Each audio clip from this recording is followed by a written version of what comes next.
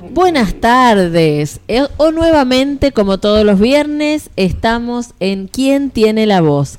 El programa de las mujeres trabajadoras y educadoras que hablamos sobre política, sobre educación, sobre la situación del contexto actual de Mendoza. Y estamos acá, como siempre, con Noemí Vila. ¿Cómo estás, Noemí? ¿Qué tal? Buenas tardes, ¿cómo están? Gusto de encontrarnos otra vez para hablar de todos los temas que tenemos ahí, sobre todo para dar respuesta a los compañeros y compañeras que tienen distintas consultas, ¿sí? Es así, ¿viste? Cuánta necesidad que hay, cuánta problemática.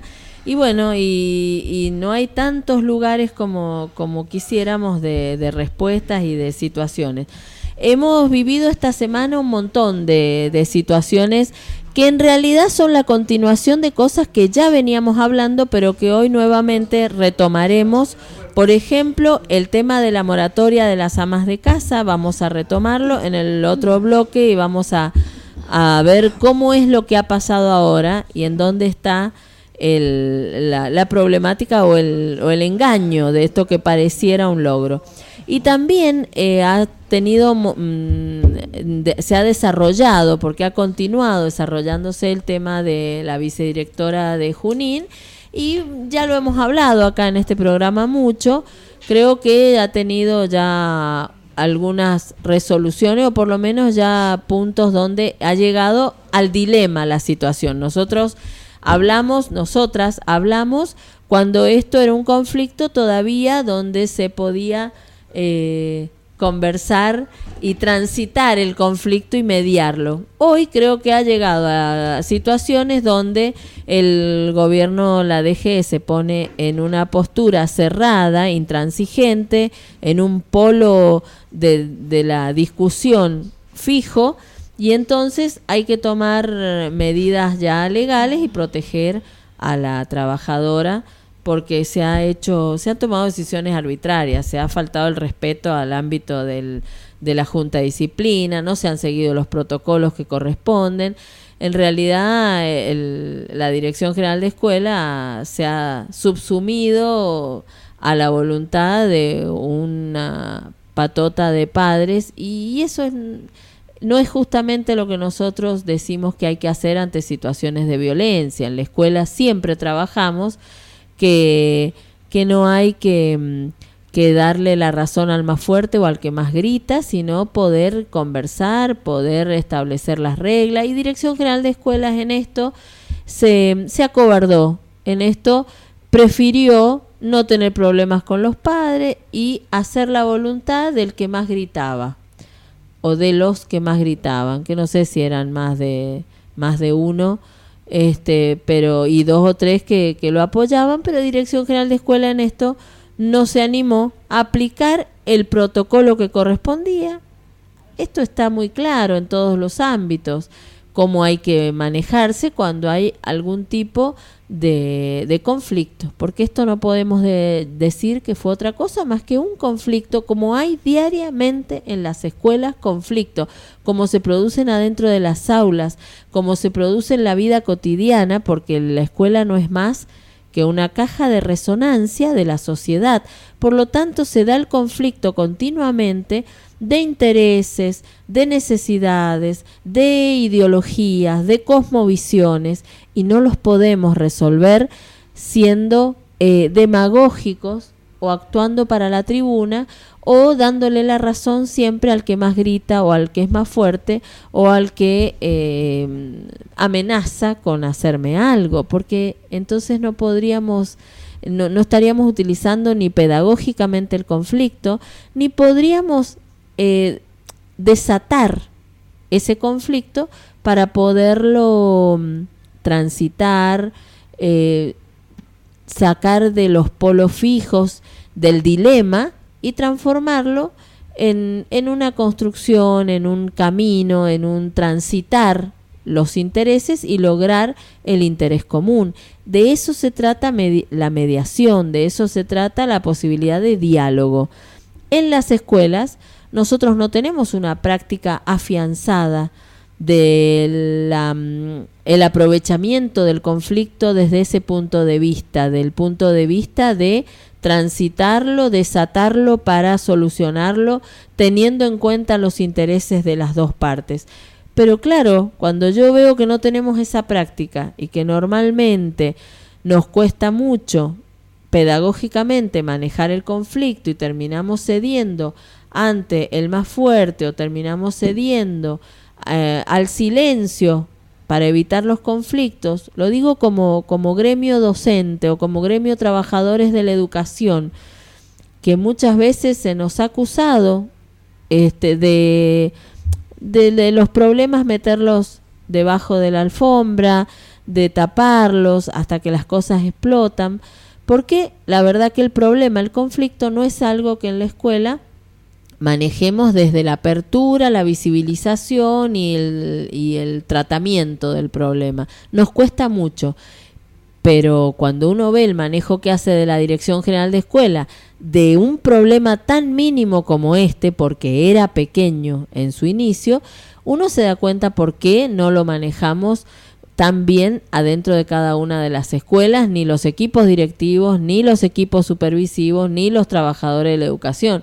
Es porque realmente el conflicto molesta, el conflicto se termina tapando desde las autoridades, el conflicto se termina evadiendo, tratando de negarlo y evadirlo, y eso es lo peor que podemos hacer con un conflicto.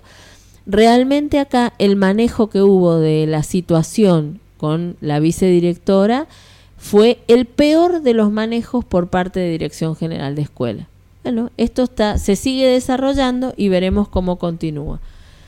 Bueno, hoy es 28 de junio.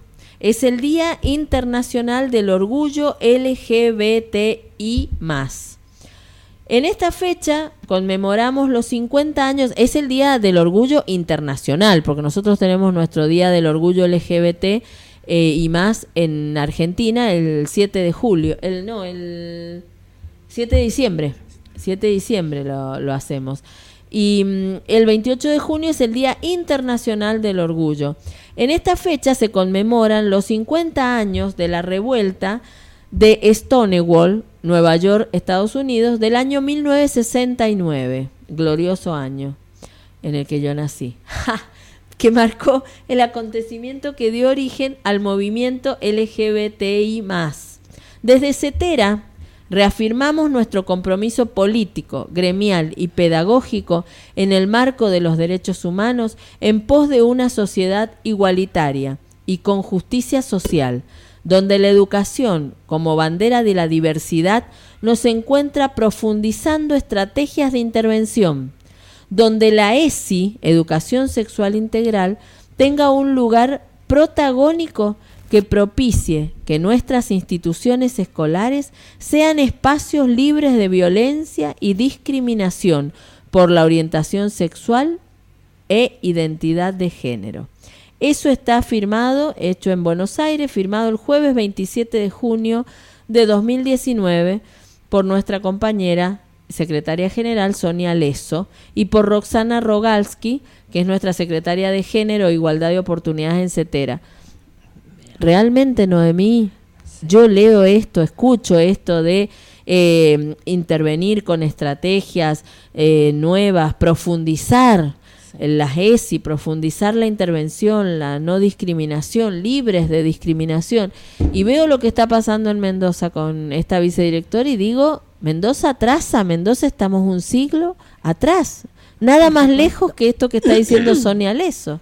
Por supuesto, porque todo por lo que se ha venido reclamando, luchando todos estos años, y sobre todo algo tan importante como es poder dar la educación sexual en las escuelas, es totalmente lo contrario a lo que está pasando, justamente que el gobierno está más allá de todos los errores que han cometido, ¿no es cierto? Más allá de, bueno, hacer un procedimiento que no corresponde al gobierno, le corresponde a la Junta de Disciplina, o sea, ellos han intervenido sin que haya una denuncia, porque si hubiese una denuncia, Es más, debería intervenir Junta de Disciplina y no el gobierno. La verdad que son un montón de situaciones, errores graves que han cometido, a donde obviamente la víctima es la compañera Pero se ve que en un momento no se dieron cuenta, Noemí, sí, y le dijeron, traigan denuncias porque necesitamos denuncias. Y entonces, ahora, cualquier cosa, de todo. Hay un montón de denuncias de todo, pero no han probado nada, pero ya intervinieron y dijeron, miren, traigan denuncias. Ahora, Junta de Disciplina no ha llegado una. Brilla yo por llamé, su ausencia. Brilla por su ausencia el hecho de tomar una postura, porque más allá de todo, Junta de Disciplina hasta podría haber actuado de oficio, porque en función de preservar a la compañera docente, claro, porque y no si hubiera habido algún delito, quizás podría haber actuado de oficio, sí. algún ilícito, no sé cómo llamar, como corresponde, o algo que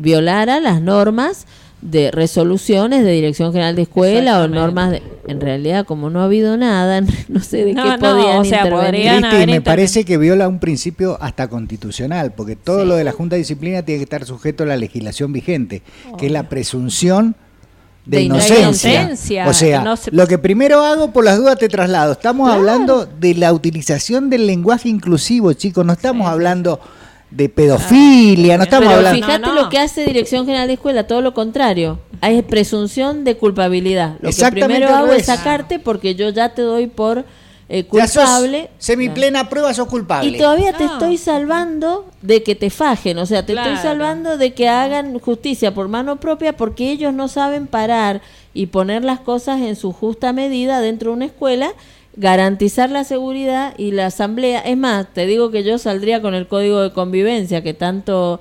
aprobó este gobierno, de que el que insultaba a un docente deberían cobrarle a esos señores, eran hombres, a esos señores deberían cobrarle por haber insultado y maltratado y zamarreado a una maestra. En realidad el gobierno debería haber hecho cumplir el código ahí. No, de hecho el gobierno se hizo cómplice de la patota de padres que fueron justamente a la escuela a llevarse puesta la vicedirectora. O sea, deberían de haber estado al frente para defenderla, no para estar apoyando a los padres que hicieran lo que se les dé la gana dentro de la escuela. Me parece que la única, digamos, perjudicada es la vicedirectora y trasladada compulsivamente porque se supone que tiene culpa de algo, tiene culpa de ser militante, tiene culpa. Claro, y no han podido probar eso. Ahora empiezan a salir todas esas denuncias de que esto, de que aquello, de que el baño, de que... ¿Por qué no? Entonces reclamemos que estas cosas surgen es ahora. Militante radical y hace un montón de cuestiones que están en contra de lo que la gente necesita. Claro, también viste que ha salido al gobernador. Sí, creo que esa es la estrategia de algunos de los sindicatos de buscar todo lo que no han hecho en las escuelas. Viste que ha salido un meme, una publicidad, también una publicación de Facebook donde está el payaso de Ronald McDonald. Exactamente. Está en una escuela dando clases de nutrición. Y eso no lo denuncian, digo yo. No lo denuncian, o sea, tienen entrada o sea, tienen absoluta libertad para entrar y aparte para, que también nos expliquen cuál es la alimentación saludable que le han ido a llevar a los chicos. El vendedor de hamburguesas grasosas. De lo peor que puede haber. Claro, el rey del colesterol. Está muy lejos de la alimentación saludable que necesitan los chicos y niños, ¿no? Sí, claro que sí. Y te digo, Noemí, hay escuelas que claramente hacen rezar a los chicos y a las chicas. Y hoy sabemos que eso no es algo que esté permitido. No está permitido. Y que es hasta violatorio de la posibilidad de que haya alguien que no cree, porque esa posibilidad también está, ¿no? Aunque uno diga que está rezando a un ser superior, el que cada uno crea. Y si no cree en ninguno, porque la verdad que no es el ámbito de la escuela, para pedir orando o para pedir. Para eso tienen sus colegios o los religiosos, los que creen en las distintas sus que confesiones, cada credos para poder hacer digamos esas prácticas. Sí. Y no en la escuela hoy común. En todas las escuelas, si no se reza, hay cruces, y si no hay cruces, hay vírgenes, y eso nosotros y nosotras tenemos tolerancia, lo vamos diciendo, sí, pero con respeto, diciendo, bueno, tiene que ver con una tradición cultural argentina, entonces siempre vamos diciéndolo para que de a poco eso vaya saliendo y deje lugar a la apertura, a la libertad de credos. Sí, sin embargo, nosotras y nosotros que tratamos de ser tan abiertos y no a nadie obligarlo a que tenga un credo o el otro, ni que tenga una identidad de género o la otra, parece que hay gente violenta que le molesta que alguien hable con respeto, porque en realidad no ha obligado esta vicedirectora ni a nadie que se ponga una cruz al cuello, ni que rece, ni que diga, ni que hable con lenguaje inclusivo, nada. Ella lo ha hablado y no ha obligado a nadie. La realidad es que deberíamos intentar hablar con este lenguaje inclusivo en todos los ámbitos, porque hoy las identidades sexuales y las orientaciones sexuales tienen que ver con una variedad que no se terminan en la visión binaria que teníamos antiguamente de la sexualidad, dividida en solamente dos géneros, varón y mujer. Entonces el todas y el todos no agota las posibilidades, y hay muchas y muchos y muches que no se sienten identificados en lo femenino y lo masculino, y tenemos situaciones deja de usar muches porque te voy a levantar el programa. Muches, todes. Y en realidad la situación se da en muchas escuelas de Mendoza. Entonces creo que negarlo no es la salida, y más cuando estamos dando educación sexual integral por una ley que así lo dice, y tenemos contenidos en un cuadernillo que plantea la construcción cultural de la identidad de género. Entonces, y hay una ley también de identidad de género. Sobre todo eso iba a decir. Y entender que la identidad otorga derechos a las personas, la verdad que es increíble que por usar el lenguaje inclusivo hayan llegado al límite de querer intentar sancionar y desplazar de un cargo de concurso a una vicedirectora, porque Totalmente. Eso es lo más terrible, no haber tenido en cuenta que no es una pasantía, es un cargo a la que la compañera se dio por concurso. La verdad que deja mucho que desear el accionar del gobierno en esto. Sí. No sé si estarán teniendo en cuenta la gravedad de lo que ha pasado, más de parte de ellos, o sea, de parte de los padres en primer lugar, y después de parte del gobierno. En lugar de posicionarse, llamar a la reflexión. Y de parte de los padres también, en verdad, la necesidad de educación sexual integral. Porque los padres que piensan que el todas, todos y todes le falta en algo el respeto o amenaza en algo la sexualidad de sus hijos, de sus hijes, es por ignorancia. Porque en educación sexual integral se le explica bien clarito la diferencia que hay entre la identidad sexual, que puede ser descubierta, pensada, sentida, vivida a diferentes edades. Hay niños, niñas que te dicen que desde los 2 años o 3 años ya sabían que no se sentían identificadas su cuerpo con la autopercepción que tenían de su identidad sexual. Y hay otros que a los 14, 15...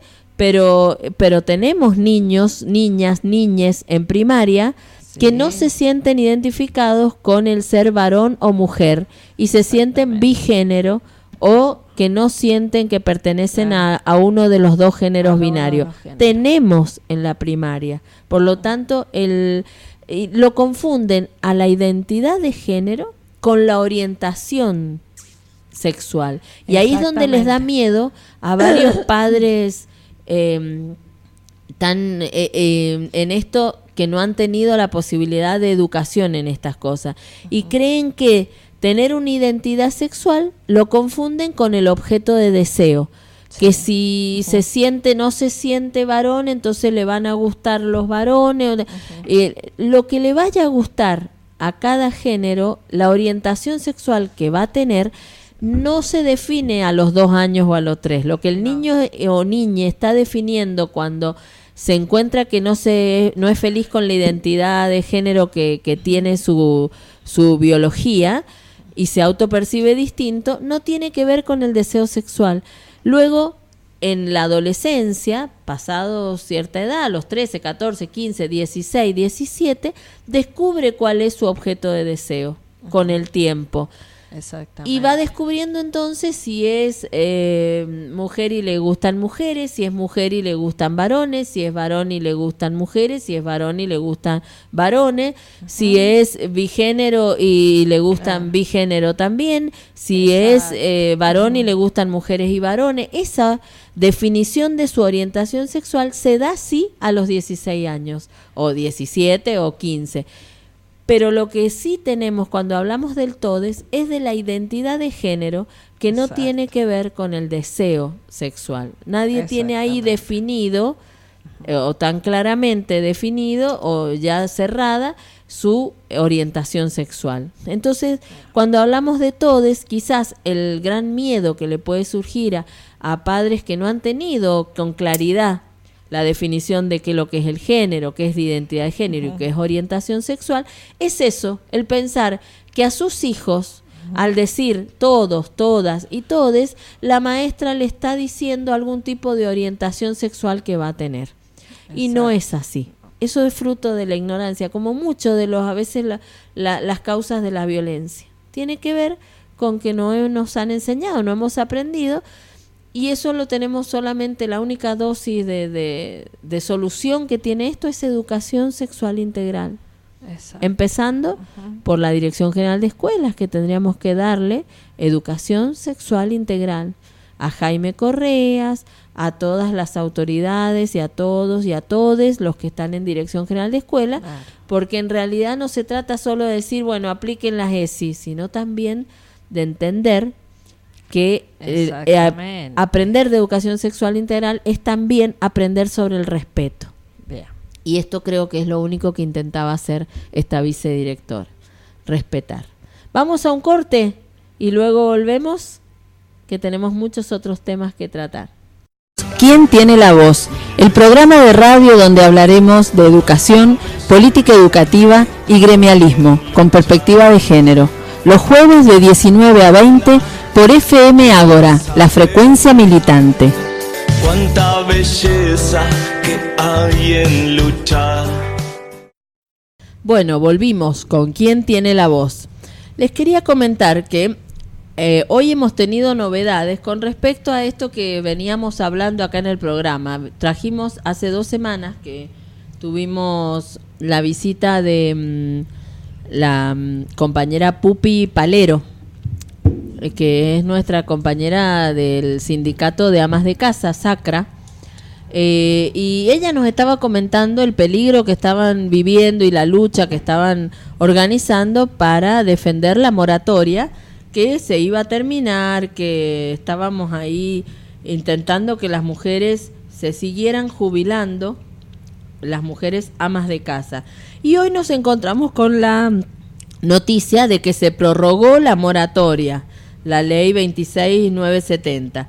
Y mucha gente creyó que era una noticia positiva, ¿no? Y resulta que cuando uno la vendieron como positiva, sí, un gran logro, y uno dice, bueno, resulta que hay que ver qué es lo que plantea esta prórroga de la moratoria. Permite regularizar la carencia de aportes de las trabajadoras desde los 18 años solo hasta el 31 de diciembre de 2003. O sea, 26 años de aporte que pueden comprarse y pagarse en 60 cuotas a descontar por medio de los saberes jubilatorios. Esto era como la teníamos a la ley de moratoria. Ahora, ¿qué implica esto? Como para jubilarnos necesitamos 30 años de aporte, para acceder a la jubilación hoy, la trabajadora tiene que tener 4 años aportados desde el 1 de enero de 2004 y en 3 años, tiempo por el que se prorroga la moratoria, va a necesitar acreditar 7 años de trabajo formal. ¿Cuál es el resultado?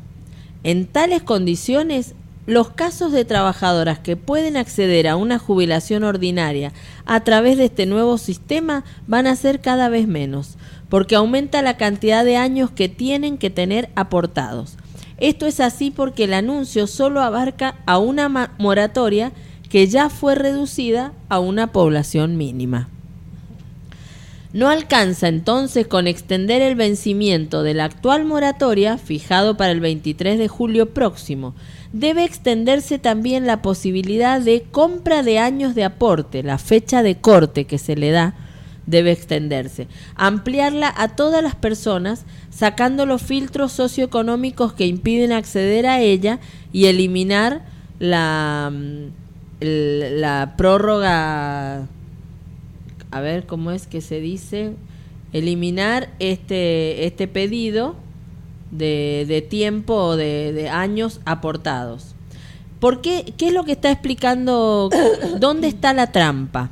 El hecho es el siguiente, es como lo que nos hicieron con el impuesto a la ganancia. Dijo Macri, voy a sacar el impuesto a la ganancia de los trabajadores, y terminó pagándolo el 60% más de gente, el 60% de más trabajadores terminan pagando impuesto a la ganancia. ¿Cómo hacen esto?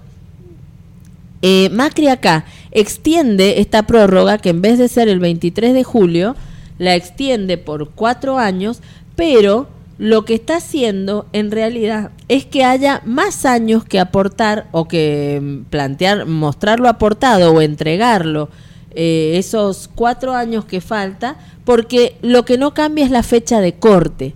¿Y qué termina haciendo? Que por más que lo prorrogue, mucha menos gente accede a la jubilación, y ya es un montón de menos gente de la que había antes jubilada, o sea, ya es un universo que se achicó.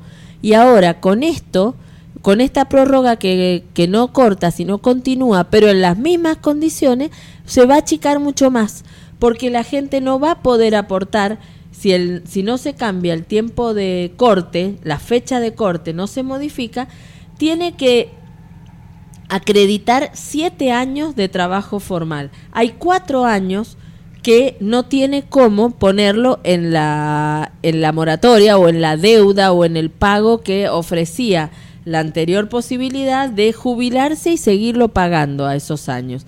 El corte era hasta el 31 de diciembre de 2003 y se hacían 26 años. Hoy se le agregan 4 años más y no se le agregan posibilidades de pago diferido.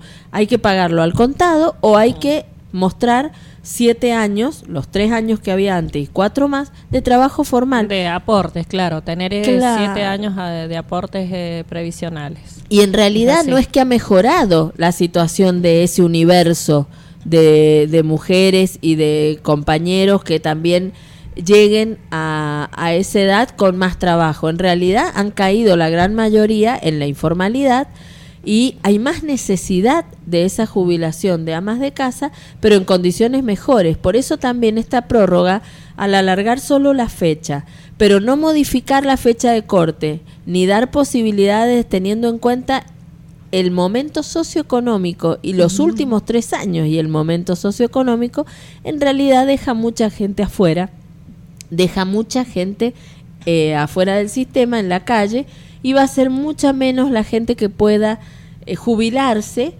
aunque se prorrogue la fecha, porque es una cosa incompleta, no es solamente prorrogando la fecha, hay que modificar la fecha de corte, eso es lo que hay que hacer, y además hay que plantear el contexto socioeducativo para ver cómo se puede hacer para que esos 4 años también se ofrezca una moratoria, se pueda pagar en cuotas dentro de la misma jubilación, porque si no esa gente va a tener que pagarlo todo al contado o mostrar el trabajo formal de esos 7 años. Y eso hoy es casi imposible. si esos 4 años han sido los 4 años más terribles, los últimos 4 años. Estaba hablando del 2014 al 2018 y ahí ingresa todo el 2016, 2017, 2018 de este gobierno que ha sido dejando afuera de las condiciones formales a muchísimas trabajadoras y hasta dejando afuera a las compañeras que tenían su trabajo en blanco en casas particulares y dejaron de tenerlo porque perdieron esas horas. ¿Cuánto se ha perdido en los trabajos que tenían que ver con limpieza de casas, como de taxista, como de peluquería, de todo lo que fueron esos servicios que uno contaba cuando tenía un buen sueldo o un sueldo que superaba un poquito la canasta básica y podía pensar en contratar ayuda en la casa o en ir a la peluquería o en contratar transporte. Esas cosas fueron las primeras que quedaron afuera. Muchas mujeres quedaron afuera del sistema en blanco, del sistema formal, y también quedaron afuera de la posibilidad de trabajo. Entonces hoy no les podemos exigir para la jubilación que esos 4 años sean con trabajo formal. Ahí es donde está el engaño. Mucha gente lo salió a festejar y dijo, bueno, menos mal, porque ahora no va a continuar la jubilación. No continúa, solo se prorroga la fecha, pero las condiciones, si no cambian, no va a haber más gente que se jubile. Por eso, desde las trabajadoras, que no son solamente las que tenemos trabajo formal y con descuento de aporte jubilatorio, sino trabajadoras somos todas, la que está en su casa limpiando, cocinando, atendiendo, la que está limpiando en casas particulares, además de su casa, la que sale a hacer limpieza en una escuela, además de su casa, la que sale a atender la educación curricular de los niños, niñas y adolescentes en una escuela y además limpia en su casa, todas somos trabajadoras, la que sale a vender o la que no sale a trabajar afuera, a buscar plata afuera y trabaja adentro de su casa, somos todas trabajadoras, algunas asalariadas y formales y otras informales y otras sin sueldo, sin ser asalariadas y son trabajadoras. Y entonces todas esas mujeres deben ser tenidas en cuenta para la jubilación, porque acá nadie puede decir a esta altura que no es trabajadora la mujer ama de casa. Y lo que tampoco podemos decir es que no ha hecho aportes, porque la realidad es que todos, todas y todes aportamos, por ejemplo, en el IVA el 21%, y todo lo que hace esa mujer trabajadora aporta en impuestos, porque todo lo que va a comprar, desde la caja de fósforo, el pan y todo, aporta el 21%. No es que se va a comprar una 4x4 ni se va a comprar un yate que no aporta el 21%, ni que tiene fondos como para dedicar en cosas que no aportan el IVA. Así es que en el impuesto más regresivo que tenemos, que es el IVA, que es para todos igual y resulta que en vez de igual es para el que menos tiene más aporta, las trabajadoras, amas de casa que no tienen salario, aportan constantemente con el IVA. Así es que los fondos están y Seguridad Social, ANSES, que es la seguridad social en la Argentina, tiene los fondos y debe dedicarlos a pagar las jubilaciones. En este gobierno, hay que decir la verdad, estos fondos han sido utilizados para otras cosas que no son la seguridad social. En cambio, teníamos un gobierno anterior, tres gobiernos, primero el de Néstor, luego el de Cristina, los 2 gobiernos de Cristina, donde los fondos de ANSES se multiplicaron. ¿Por qué? Porque se creó también el fondo, no me acuerdo cómo se llama, este fondo que hecho mano después Macri, de sustentabilidad, donde justamente se cuidaba que siempre hubiera reservas y fondos en ANSES para la seguridad social. Y se aumentó el nivel de jubiladas y de jubilados y la posibilidad de que sea reconocido el trabajo y el aporte, porque no quiero dejar de decir el aporte, porque hay muchas y muchos que creen que la trabajadora ama de casa no ha aportado no ha aportado a la seguridad social, y sí ha aportado. Quizás los que trabajamos en forma formal hemos aportado desde un descuento, pero no es justamente el mayor aporte a la seguridad social nuestro descuento salarial. Es el IVA y son los impuestos que pagamos como ciudadanos en esta Argentina. Esos son los que más aportan a la seguridad social, los impuestos. No es nuestro descuento en el salario. Así es que han aportado y han aportado más muchas veces que muchos asalariados. Por lo tanto, ANSES debe tener la plata y debemos por eso defender la moratoria y la jubilación de las trabajadoras y los trabajadores y de las trabajadoras amas de casa, de todas las trabajadoras, estén o no cobrando un salario. En esto quería dejarlo bien claro porque así lo defendemos, porque si nosotras no estamos convencidas de que esto es un beneficio y es un derecho, no es ningún privilegio ni es ningún regalo, no lo vamos a defender. Y acá hay que salir y defenderlo, porque esta condición de la moratoria no está buena, no nos ayuda y no es la que queremos. Así es que se está convocando para seguir en las calles. Ahora Pupi Palero estaba en una reunión en La Rioja y sé que se va a convocar para salir a las calles y defender nuestro derecho, que es que se reconozca que somos trabajadoras y que se reconozca entonces la moratoria para todas las trabajadoras y se puedan jubilar. No sé ahí si tenés vos, Noemí, algo que quieras aportar. No, en realidad, bueno, viste que el tema es que hay desconocimiento de la nueva moratoria. La gente, como vos decías, sale a festejar de que se amplía el plazo a la moratoria, pero en realidad no es en las mismas condiciones de la moratoria anterior.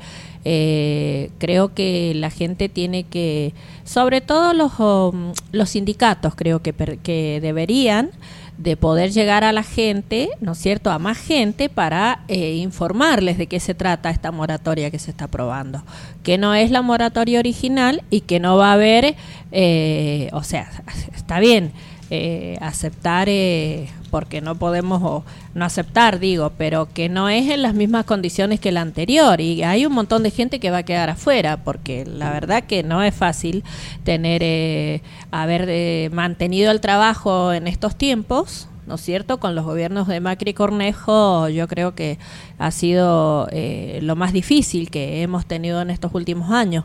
Así que yo creo que hay un montón de gente que ya no tiene ese trabajo y menos formal.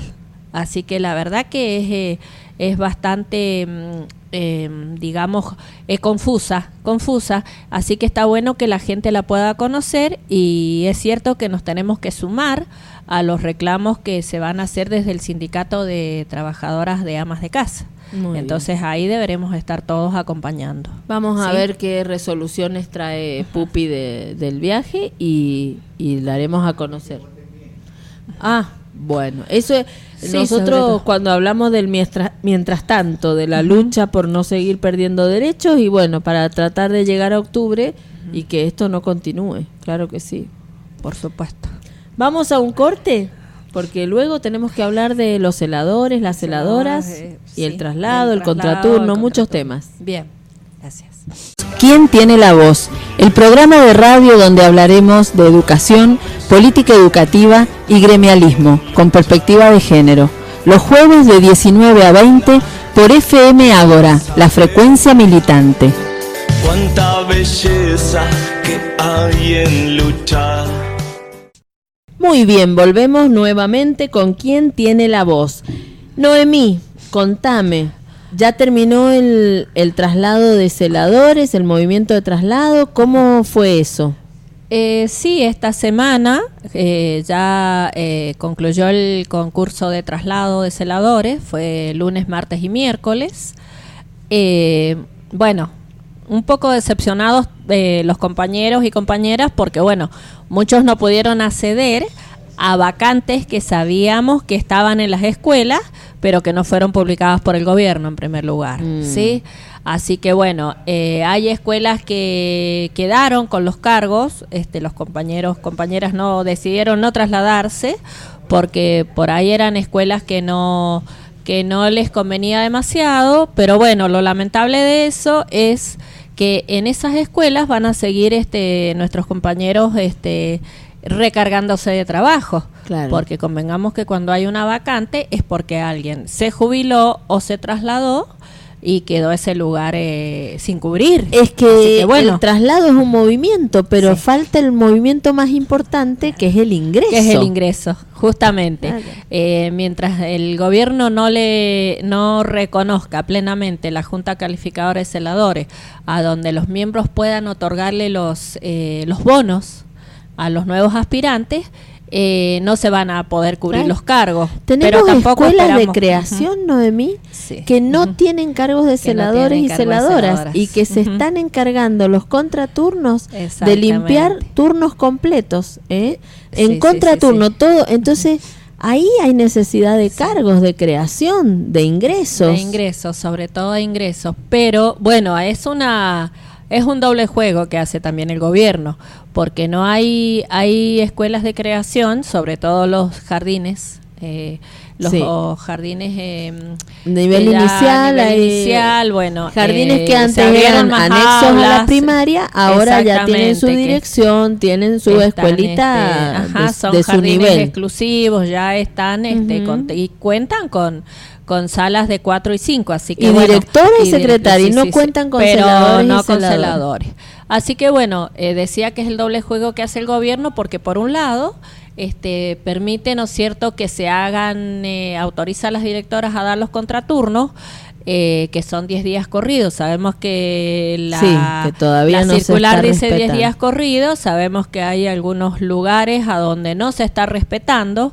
Tendríamos que averiguar exactamente cuáles son porque me parece que es como una cuestión de los delegados administrativos de cada región.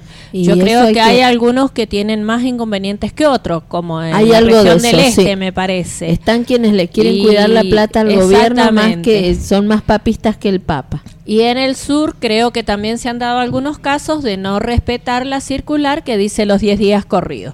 Bueno, yo creo que ahí habría que identificar a dónde está el problema, si es de parte de la directora que recibe, digamos, órdenes de los delegados administrativos que son orales o por teléfono sobre todo, un montón de veces, y no respetan la circular. Yo creo que es lamentable que después las directoras tengan que hacerse cargo de eso, porque Recursos Humanos firma nuevamente este año un memorándum donde dice que se deben respetar los 10 días corridos, así que no hay forma de que no se cumpla con eso. Claro, estarían protegidas. La directora o secretaria que plantea los 10 días corridos está protegida por el memo de este año, que ratifica la circular número 1 del 2012. Claro. Y debe tenerla pegada en su secretaría o en su pizarra, para estar tranquila de que está cumpliendo y está protegida por las resoluciones y memos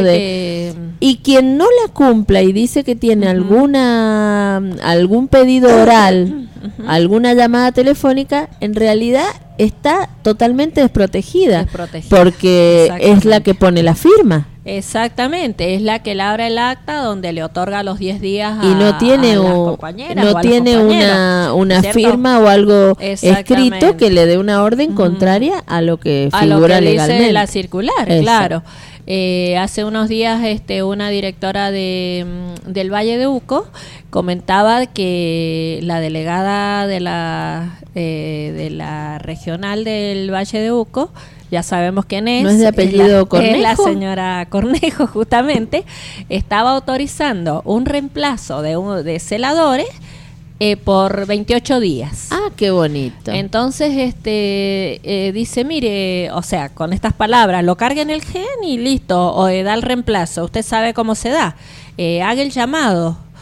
Entonces, cuando la directora, con total desconocimiento de ese procedimiento, porque dice que haga el llamado, pero que todos los nuevos aspirantes tienen bono, no tienen bono de puntaje los nuevos aspirantes, justamente por la problemática de no reconocer a la Junta Calificadora. Claro. Entonces yo creo que hubiese sido un problema para la directora si hacía ese procedimiento, porque claro, para empezar, después el hilo se corta por lo más fino y no va a cortarse por el lado de la delegada Cornejo, obviamente, no, porque es la hermana del gobernador y es la que cobra ítem aula, ella cobra el ítem aula sin estar frente a alumnos, pero si encuentra, claro, no falta nunca, no falta nunca justamente, o no sé cómo se las arregla, pero bueno, el tema es el siguiente: las directoras no pueden, por más que la hermana del gobernador diga del reemplazo, como se dan los reemplazos, no lo puede hacer. Porque después no a la hora de por supuesto, dígale, no tiene nada démelo escrito, por escrito, señora Cornejo, y lo único que está establecido para los reemplazos de celadores son los 10 días a contraturno, o sea, no hay otra normativa. Entonces las directoras deben hacer cumplir esa normativa también. Sí. Entonces, yo le veo dos puntos de vista ahí, Noemí. Cuando vos decís no se reconoce a la Junta, yo ahí pienso que hay un lado positivo de este traslado, de este concurso de traslado, que es el accionar de la Junta Calificadora de Celadores y el hecho de que haya podido hacerlo, lo haya llevado adelante, haya sido un derecho cumplido, aunque sea el menor porcentaje del que debiera haber sido, porque es lo que vos decís, faltaron cargos. Pero la Junta funcionó y eso hay que defenderlo con uñas y dientes. Por supuesto, eso es una de las, digamos, ha legitimado a la Junta el hecho de haber podido lograr los concursos de traslado. No falta, seguramente. No falta, y está bueno, pero está legitimada la Junta con el trabajo que ha realizado estos 2 años, habiendo hecho 2 traslados por año, tal cual lo establece el estatuto. Muy bien, con el traslado se animan con la Junta, ahí hay que defenderla con uñas y dientes. Sí, por supuesto. Y de ahí agarrarnos fuerte. Exactamente, y pujar, porque tenemos que sacar el ingreso. Sabemos perfectamente que, bueno, siempre hemos tenido la oposición, digamos, de los miembros del gobierno en muchos temas que deberían haber pasado por Junta de Celadores, pero bueno, han defendido la Junta en la medida que se ha podido, digamos, los miembros gremiales y sindicales, que tal vez no han podido llegar más allá, pero bueno, pero ¿viste cuáles son los temas que no quieren tocar, que no quieren largar? No quieren largar, claro, donde no quieren soltar la teta, esa es la realidad. Bueno, convengamos que el tema de los ingresos, y sobre todo en el Valle o en la zona sur, han ingresado muchos celadores, han entrado celadores que no lo han hecho por junta calificadora, porque no tienen bono de puntaje. Entonces, ellos que se jactan tanto de los ordenados que han sacado del Estado a tanta gente, que en realidad han dejado tanta familia sin trabajo.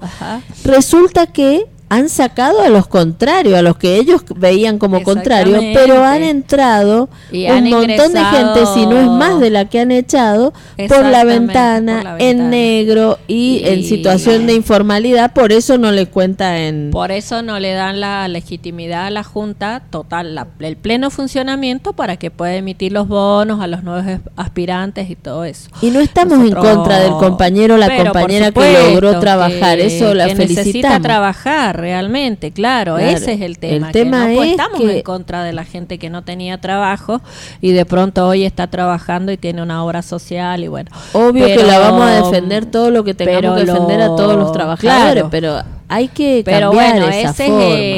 Claro, ese es el propósito del gobierno, de no darle el pleno funcionamiento a la Junta, justamente. Porque queremos concurso de ingreso y queremos también que todas las vacantes se lleven a la Junta Calificadora de Celadores para los ingresos y para los traslados. Y necesitamos vacantes y necesitamos que se ingrese por concurso, porque esto también son mejores condiciones de trabajo para toda la escuela, no solo para el trabajador, para los equipos directivos que a veces se quejan, que dan un celador que no trabaja acá, que que bueno, todas esas quejas se solucionan cuando se llena con vacantes con concurso. Exactamente, porque el hecho de tener un bono de puntaje, ¿no es cierto?, es que has presentado una trayectoria. Entonces, si te dan un bono de puntaje es porque has presentado documentación que acredita que tenés bono de puntaje, porque has has hecho cursos, has hecho suplencia, claro. Así que bueno, eso la verdad que debería de,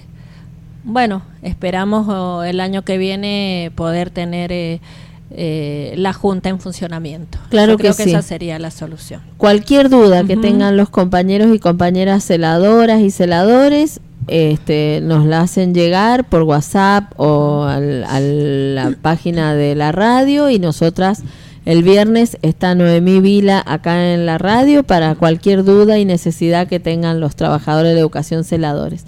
Muy bien, Noemí, nos vamos a ir porque ya es la hora de retirarnos. Muchas gracias, Gustavo Torres, por la dirección técnica y por la dirección toda, musical, radial, toda, por la dirección en general. En general, nos vemos el próximo viernes. Viernes. Hasta Adiós. Pronto.